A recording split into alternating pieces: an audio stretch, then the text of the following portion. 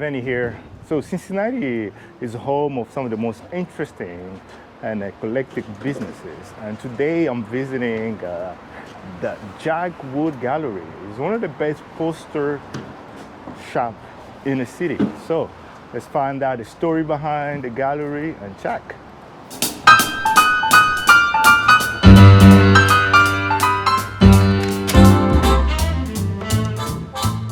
Bunny! How are you? Comment ça va? Ça va, ça va. Très bien, merci. Merci.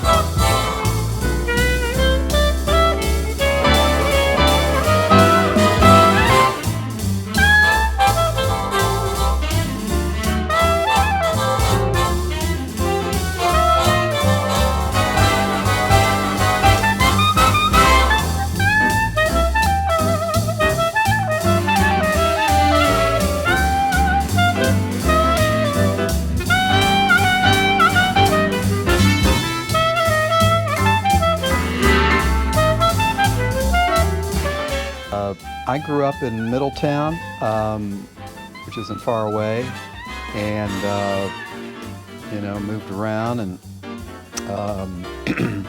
lived other places. But my wife and I came back here about 30 years ago, so we've been here consistently for about the last 30 years. And the love of posters, where did that come from? That was part of the moving around. I was working in London. I had a real job and everything, as I tell people. And my wife and I would go antiquing on the weekends, and I saw a Peugeot bicycle poster from the 1930s in a London antique mall that, being a cyclist, I was very attracted to, and I had to have it. So that was the beginning. And purely as a hobby, I started, as many do, collecting bicycle posters, and expanded beyond bicycles and got into World War, circus, magic, theater, travel posters, just about every kind of poster you can imagine. And I've been dealing them full time now for about 28 years. And which poster sort of capture the beginning, the things that got you into the... Well, it's ones like that one and the one next to it. I mean, the George Sedes poster, he was a track rider in the 1920s that he's riding his own brand of bicycle there, as you can see on the down tube of his bike.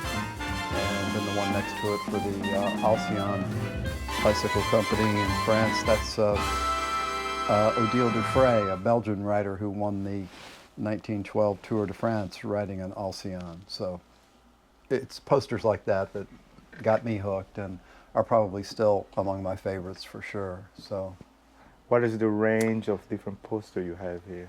I try to have a little bit of everything and something for everybody, but I think what makes them appealing across the board is the fact that they're such strong reflections of their times. Mm.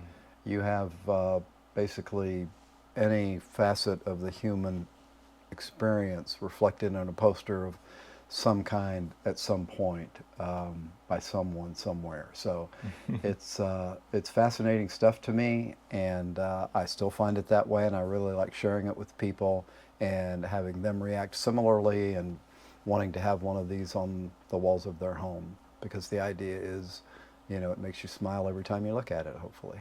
Yeah. So. And how's your journey here in Cincinnati? How's the city has received? It's been very well received. I started the business out of my house, and I did it out of the house for a year. I put up posters at a restaurant, Boca, when it was over on Hamilton Avenue in North Side, the original Boca.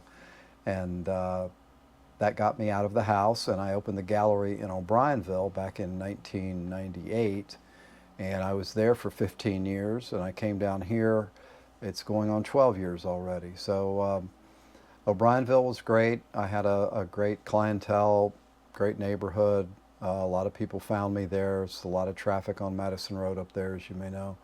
And would have been there if my landlord hadn't decided to do something else with the building. I'd still be there, most likely. But anyway, I came down here by necessity, or I looked around by necessity, and I came down here, and they told me what the plan was, 3CDC, with the neighborhood and what was going to take place, and it's all come true and then some. So I couldn't be in a better position, I don't think, as far as location goes. I get a lot of out-of-town traffic. You know, the neighborhood has been very receptive. It seems to fit in. I don't plan on moving anytime soon. For people that never collect or they're interested in poster. Well, if you have an eligible spot at home, wherever you live, and you're considering a vintage poster to put in that spot, then it's usually a process whereby people will measure the space that they have that they think a poster would go in, and then they come in here and see what kind of posters there are in what sort of standard formats that there are, because there are some that these were printed in different countries that would adhere to those standards, and then you just kind of you know, you'll know it when you see it, is the advice I give to people. You know, if you're open to the idea of having one, then it's just, you know, a question of, you know, size pretty much, and then from there it's okay, just whatever resonates with you. Or with me it was bicycles, and one in particular that I can still point to, but Yeah. for other people it could be something, and usually is something completely different, and it's fun to watch that take place. So that's my best advice, is, you know, buy what you like, and, you know, hopefully it, as I said, makes you smile every time you look at it, and it enhances your life. So Yeah, I know currently we're going through quite an interesting transition period, socially, culturally, politically. Which poster sort of ode that capture the same spirit that we're heading through right now? That's a good question. Certainly political posters capture that. I mean, I had a political window up prior to the election, and had, you know, a fairly good mix. I had, you know, I like vintage things. What they represent to you? A piece of the past, for sure. You know, simpler time, as they say. And like the car, you know, the MGA that I was talking to him about, it's the first car I ever bought, and I've had it for 50 years. Whoa. And it's very simple. It's just a, you know, no computers on it. it's very straightforward. Yes. And you know, a lot of fun. I mean, it's a British sports car from the post-war years, and, you know, well past the war, I guess. Mine's a 1960, but still very, very simple technology. So simplicity, poster, aesthetic, there's a theme here. Yeah, I used to say it in terms of, you know, my professional interest too, because I was a political science major, and I went to Washington and worked on the Hill for a while, and that was fascinating. And then I got into the brokerage business and learned about Wall Street, and that was fascinating. And in a similar way, all of the things that are displayed in the world of posters, as far as, you know, what's going on and just what makes people tick and what makes the world go round, posters reflect a lot of that too. So I think there's a common theme of sorts of that nature running through all of the things that I've done, you know, professionally anyway. Wow, yeah, I know photography is sort of is the art of freezing beauty to some extent, and it's also a poster is almost like freezing idea of. It's a snapshot in time. It's a moment in history. I mean, and very often, yeah, it does that. Sometimes, you know, emphatically, and sometimes just you know, more subtly. So it's interesting stuff. It's a lot of things coming together to make them what they are, right, in terms of, you know, the art, the message, the, you know, the methodology. I mean, just the printing technology alone, with posters, you can trace commercial lithography and printing in general, through the history of the posters, largely. Yeah. I know if you have to do a collective cluster of all the poster you have, what does that say about the human experience? Is on the happy side, or is on the sad side, or is on the challenging side? Well, as you might guess, it runs the gamut. I mean, it really does, because you can sort of see the good side, the bad side, anything about, humanity, hope, fear, greed, lust. I mean, the 7 deadly sins for sure are all pretty well represented, I'd say, in one kind of poster or another.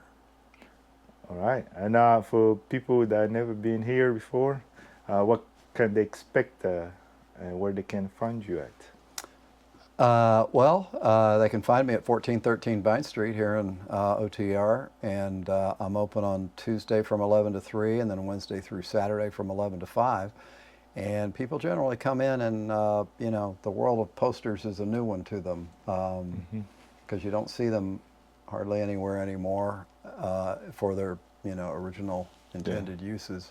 And seeing so many in one place, it can be overwhelming, and I urge people to, just sort of go slow and take in as much as you can. But yeah, at a certain point, there is a lot of visual stimulation to be had, and you need to just, kind of gauge yourself and see how much you can take in. But generally speaking, people are very positive, and they have a good time. So it's a fun spot, I like to think. All right, thank you.